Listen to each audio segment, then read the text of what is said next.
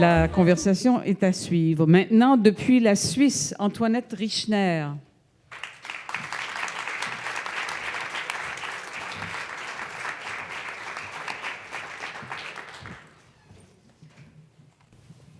Bonsoir. Le pays dont je viens, la Suisse, est minuscule, mais on y parle 4 langues, français, allemand, italien, romanche. À vrai dire, même 9, si on tient compte du fait que le romanche, la langue latine, parlée dans le canton des Grisons, comprend elle-même 5 variétés différentes.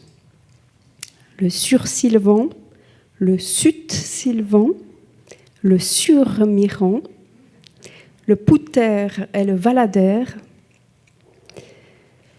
Et si j'ajoute les innombrables dialectes suisses-allemands du Berndeutsch au Zurichdeutsch, en passant par le Walliserdeutsch, vous aurez compris qu'à notre échelle, on a comme un gros défi de communication à l'interne. En Suisse, nous avons coutume de dire que si on s'entend bien, c'est parce qu'on ne se comprend pas. In Switzerland, we have a saying, we get along well with each other because we don't understand each other. Au-delà de la blague, il y a peut-être du vrai dans cet adage. Peut-être que si on parlait tous exactement la même langue, on se confronterait beaucoup plus vite, beaucoup plus violemment à nos conflits d'intérêts, à nos frustrations et à nos colères réciproques. Le fait de ne jamais être complètement sûr de ce que l'autre est en train de dire nous oblige à réfléchir, à tempérer, à se rappeler qu'il y a chez l'autre une irréductible part d'étrangeté, un point de vue intrinsèque à sa grammaire, à son accent, qui nous échappe. Et lorsque nous répondons, on est sans cesse rappelé au fait que l'autre va peut-être nous recevoir légèrement à côté de ce qu'on a voulu dire. Loin de moi l'idée d'ériger mon pays en modèle. Les critiques que je pourrais adresser à sa politique intérieure aussi bien qu'extérieure nous prendraient certainement toute la soirée.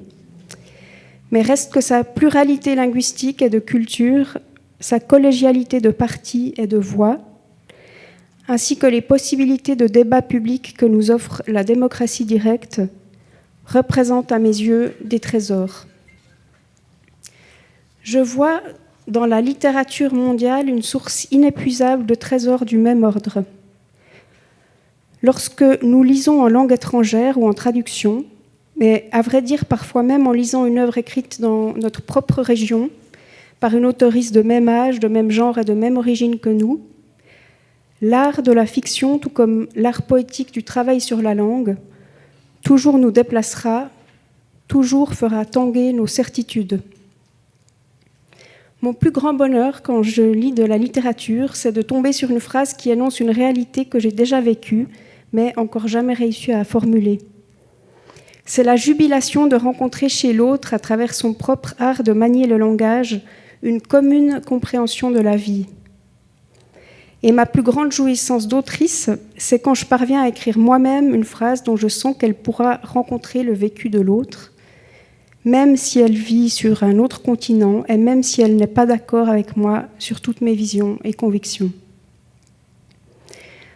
Nos mots, plus particulièrement notre manière unique et personnelle de les combiner, ce sont nos armes, nos moyens, nos stratégies, nos consolations, nos ponts, nos partages, nos courages, nos réconciliations. En notre faculté d'employer noblement nos langues et nos langages, je place encore et toujours mes espoirs. Et c'est pourquoi je me sens heureuse, réconfortée et honorée d'être parmi vous ce soir. Pour conclure, j'aimerais partager avec vous quelques lignes intitulées « Chant pour tenir ». C'est écrit au féminin pluriel, un féminin pluriel dans lequel j'ai souhaité inclure et représenter tout un chacun.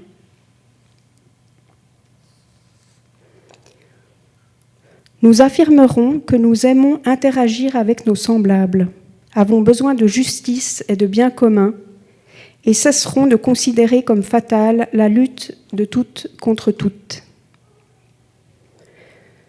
Nous connaîtrons de nouvelles formes de prospérité où nous épanouir. À nouveau, nous pourrons nous demander « Comment ça va ? Tu vas bien ?» Dans le souci sincère de nos bien-être réciproques, et souhaiter longue et belle vie aux nouveau-nés sans trembler, nous projetant dans un avenir ni dangereux ni stérile, mais vivant et fécond. Nul ne sera plus tenu en esclavage ou en servitude. Nul ne sera plus arbitrairement arrêté, soumis à la torture, à des peines inhumaines ou dégradantes.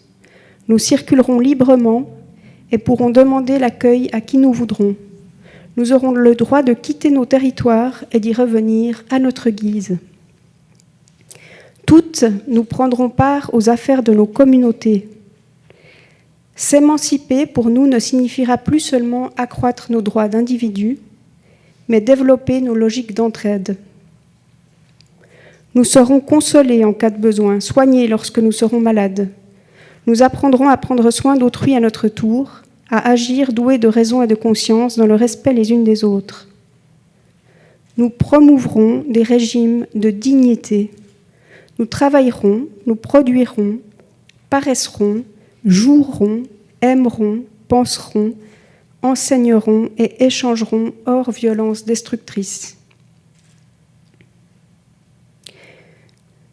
Nous cesserons d'exploiter nos semblables, humaines et autres qu'humaines, et retrouverons avec la nature une relation de don contre don. Nous mourrons dans l'espérance de laisser aux futures générations une terre habitable et à notre terre des enfants soignés de notre narcissisme, de notre orgueil et de notre ignorance. Merci pour cette invitation.